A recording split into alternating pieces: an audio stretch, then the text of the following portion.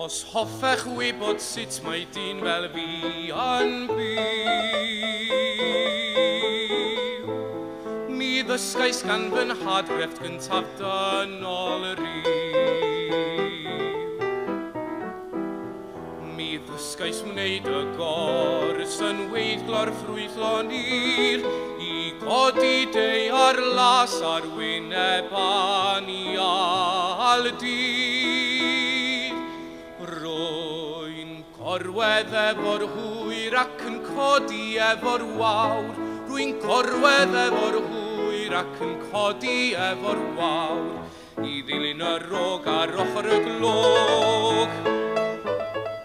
A chanlyn yr Arad Goch ar ben y mynydd mawr.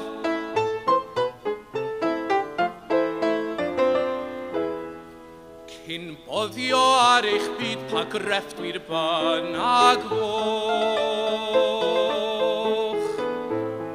chwyddylech ddod am dro rhwng cyn yr Arad Goch. A pheidiwch meddwl fod pob pleser a mwynhad yn aros byth heb ddod i bryniau i'ch arwlad. Rwy'n gorwedd efo'r hwyr ac yn codi efo'r wawr. Rwy'n gorwedd efo'r hwyr ac yn codi efo'r wawr, i ddilyn y rog ar ochr y glog. A chanlyn yr Arad Goch ar ben y